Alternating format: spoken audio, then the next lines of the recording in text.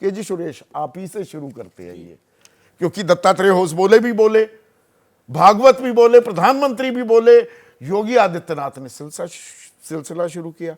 ये कटेंगे तो बटेंगे, ये पूरे देश के लिए संदेश है या ये सिर्फ हिंदू समुदाय के लिए? वो हर जगह हिंदू शब्द ही इस्तेमाल कर रहे हैं। हिंदू ना बटे ये ज्यादा जरूरी है कि देश ना बटे ये ज्यादा जरूरी है? संदीप जी, बचपन से हम लोग इतिहास के किताबों में हमें बताया गया कि अंग्रेजों का डिवाइड एंड रूल का पॉलिसी था, यानी कि बांटो और राज करो।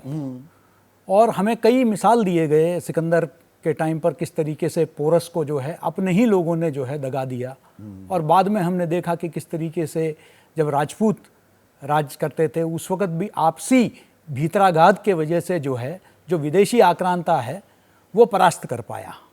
तो ऐसे में, और पहली बार तो हो नहीं रहा, राष्ट्रीय स्वयंसेवक का जो संघ का जो स्थापना है तभी से ही संघ जो है हिंदू एकता की बात करती जा रही है। इसमें नई बात क्या है कि जिसको आज एक दो स्थानीय चुनाव से जो है जोड़ा जाए। अंग्रेज डिवाइड एंड रूल कर गए, वो डिवाइड एंड रूल कैसे किया? वो तो हिंदू मुसलमान करके डिवाइड एंड रूल किया ना जी, देश पर 200 साल राज कर गए, अब फिर हिंदू मुसलमान किया जा रहा है। नहीं संदीप जी, देखिए बेसिक चीज ये है कि अगर 80% आप क्या चाहते हैं कि जातियों के आधार पर बटा रहे समाज?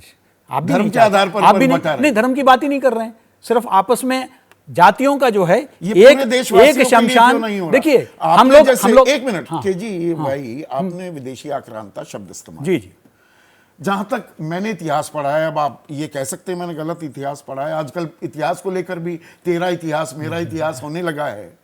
जहां तक मेरी जानकारी है और अच्छे सोर्सेज से, अकबर के सेनापति हिंदू थे और महाराणा प्रताप के सेनापति मुसलमान थे, तो उसमें कोई आपत्ति नहीं है ना? नहीं, विदेशी आक्रांता, विदेशी आक्रांता मतलब विदेशी मूल के जो लोग भारत पर आक्रमण जिन्होंने किया, उसमें बाबर भी है, शामिल है, है ना?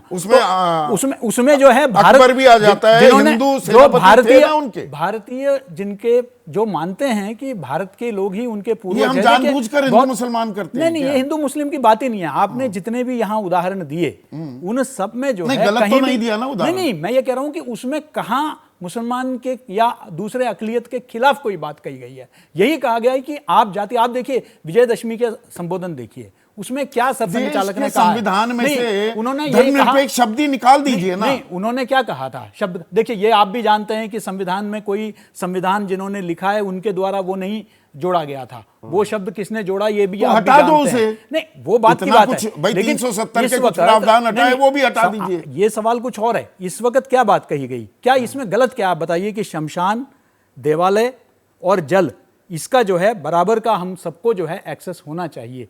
इसमें क्या गलत क्या कह दिया? बात क्यों की जा रही है? जातिगत की क्यों बात? और ये कि जी मुसलमान तो बढ़ता नहीं है, वो कांग्रेस का वोट बैंक, अरे हिंदू आप बढ़ जाते हो हमें नुकसान हो जाता है, ये राजनीति है ना विशुद्ध। अगर 1925 में जब ये स्थापना हुई थी तब कौन सी राजनीति थी? तब तो देश आजाद भी नहीं था, तब भी जो है राष्ट्रीय स्वयंसेवक संघ यही बात कहती रही है। पर ये तो नई बात क्या है कि ये कोई महाराष्ट्र के चुनाव को देखकर अपनी राजनीतिक जमीन बचाने के लिए जो नारा बुलंद किया, सारे उसके पीछे चल रहे हैं। संदीप जी, 1905 में जब बंगाल को अलग कर दिया जाता है उस वक्त पूरा देश एक हो जाता है और उस विभाजन को जो है हम खत्म कर पाते हैं। लेकिन 1947 में जब ये 1919-20 में जब आपका पाकिस्तान का जो प्रस्ताव है उसको मुस्लिम लीग पारित करता है, उसके बाद 1947 में देश का बंटवारा होता है, तब तक समाज इतना कट चुका है, इतना बढ़ चुका है। तो आज ये संदेश जरूरी नहीं है क्या? करने वालों के साथ तो उनके समर्थन से सरकार में शामिल थे श्यामा प्रसाद मुखर्जी, है ये भी गलत इतिहास पढ़ा? नहीं, श्यामा प्रसाद मुखर्जी तो कांग्रेस में थे।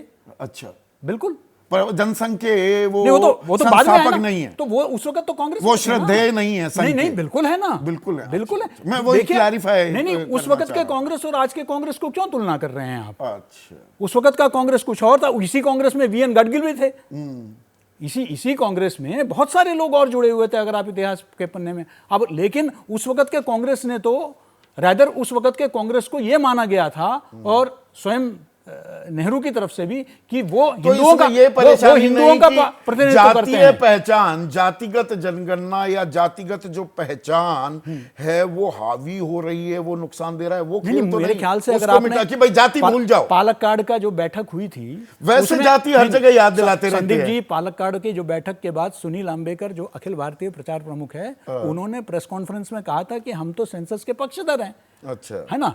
लेकिन उसका उद्देश्य जो है आर्थिक आवश्यकताएं हैं, जो आर्थिक जो रिक्वायरमेंट्स है, उसको ध्यान में वो रखते हुए अमीबा उसको की तरह करना शक्ल चाहिए। बदलता रहता है है ना? आपका आरक्षण को लेकर जो तर्क है। नहीं, आरक्षण को लेकर तर्क में क्या है, आरक्षण तो होना चाहिए, ये तो हमेशा संगठन बोलती रही है। नहीं, लेकिन 2015 में कहां नहीं, बोला था ये बात? आदर्श की स्थिति आप ये बताइए, क्या मोहन अभी भागवत ने 2015 में संदीप क्या जी, बोला था? अभी राहुल गांधी आरक्षण की समीक्षा नहीं, होनी चाहिए। राहुल गांधी जी अभी जब विदेश गए थे, उन्होंने भी क्या कहा कि आदर्श स्थिति ये है जब हमें आरक्षण के आधार पर नहीं, मेरिट उस के पर आधार तो पर होना आरक्षण चाहिए। विरोधी बता दिया आप उन्होंने लोगों ने। नहीं, उन्होंने राहुल कहा या गांधी नहीं, को। देखिए कहा कुछ- यही था, कुछ चलिए आपने ये बात तो है ना? मान ली।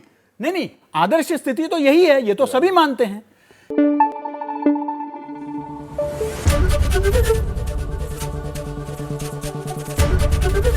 एबीपी न्यूज आपको रखे आगे।